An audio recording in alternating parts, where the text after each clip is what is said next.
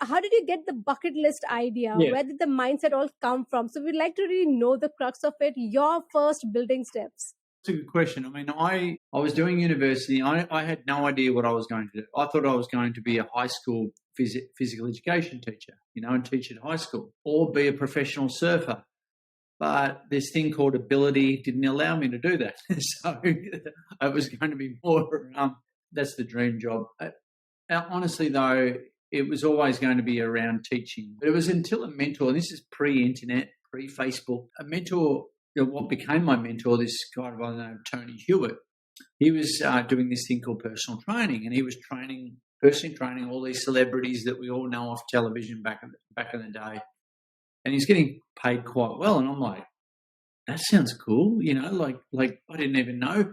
And I just became obsessed with what he was doing. And I was like a little pest.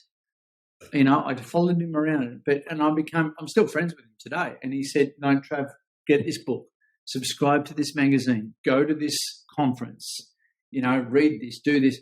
And I just became obsessed with this thing called personal training. And I, got some things that was going on over in America, and because there wasn't this industry over here. And so at the end of the day, I simply, got obsessed with this thing and did what he said. And as a result, I simply got my first client and then went from there. But 20 years later, there was some legal things in my business. I let some toxic people in, and as a result, one thing led to another. I went down into a pretty dark place in terms of depression. But instead of going on heavy antidepressants, which I knew a lot of clients were on heavy antidepressant drugs, I just decided, no, I don't want to, go on antidepressants. So I think I've got the power to actually change myself. So I had to get out of my own way, and then I learned all about psychology. I really wanted to get to the source of what I was going through. So I went to seminars, I read the books, I got, different coaches for different things, and I really learned all about positive psychology, neuro-linguistic programming, life coaching, and all this sort of stuff, and worked through a lot of my own demons, my own stuff at that point in time. And we were in about 2 years into that journey, and a friend of mine, we were sitting there, and he said, why don't you teach this stuff, Trav?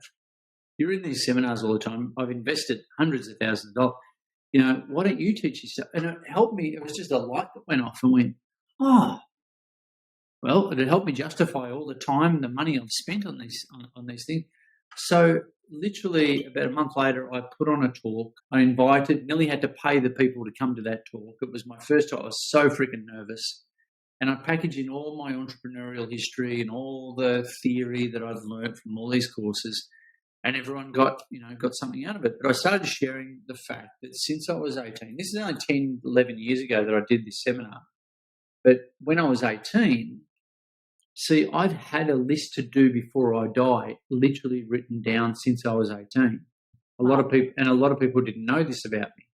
And it's the reason why I set up businesses very fast. The reason why I didn't sit on the fence and, think about things. I just took action, because I always had this tangible why for getting out of bed in the morning. So this list, and I started at this seminar that I put on this event, I started sharing with some of the closest people in my life, the fact that I'd had this written down list, and I pulled out all the, I got it out, and I said, who else has got one of these lists? And there was about 40 people in the room. I'm like, I was the only freak in the room. And I go, well, why do you get up in the morning? Why do you go to work? Why? I was just really curious. And I started sharing some of my stories, and it really inspired the group. And one of the participants, Jo, she said right at the end, she said, how's all this list to do before you die stuff? It's like a bucket list. You're like the bucket list guy. Wow. And I went, ping, light bulb moment. And I went home that night and registered thebucketlistguy.com. And I've been doing that ever since, 11 or so years later. And I'm more passionate about it now than I ever have been. It's helped more people. It's helped. I've really, I guess, reverse engineered the narrative around it. It's helped more people. It's helped. I've really, I guess, reverse engineered the narrative around it. TED Talk and a book and all that stuff later. And now we've got certified bucket list coaches in 23 countries around the world. And so this has really helped more and more people around the world than my personal training ever could. And it's helping in more areas of their life. You know, it's extremely rewarding. But yeah, it was one little idea that I hung on to, and that's very congruent to my values, you know, like who I am. And I think that's what drives me. It's who I am. You know, when I came out as the bucket list guy, everyone's gone, yeah, duh, that makes sense. So in that moment, I sold out of all of my personal training businesses. I had a bunch of them. I had them rebrand, you know, and it was around that time when the world was starting to do online businesses. So I read the 4-Hour Work Week, you know, by Tim Ferriss. Right. And I went, oh shit, he runs everything from a hammock in Thailand. That sounds really cool. And so I'd like to, you know, experience freedom. And so I got rid of the bricks and mortar business, and I went totally online at, you know, 11 years ago, and I've been doing that ever since. Fabulous. I really liked, how you took us through the entire journey of how you've reached where you are. And it shows the different stages that you hung on to something early in your life, what you sort of liked.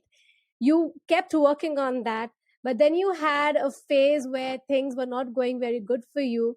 But you took the action to get the root cause of your own problem and try and help yourself to get out of that. You did that, and then you invested in yourself, and then you network with great people. You had great people to help you in some way or the other, and when the opportunity came at you, you really grabbed it. You made things happen for you. So I think that's a very amazing graph that we have. Especially I like to listen to it, and I would like to really emphasize this for our listeners. Everyone who's listening to us, most of them who are youth, who are young, I know that you're going through a lot of questions in your head. Will I be able to make it? What if I fail? How will I go through this? And everything, we all go through these phases, in fact, at every stage in our life. Just how Trav has, yeah, exactly how Trav just mentioned that.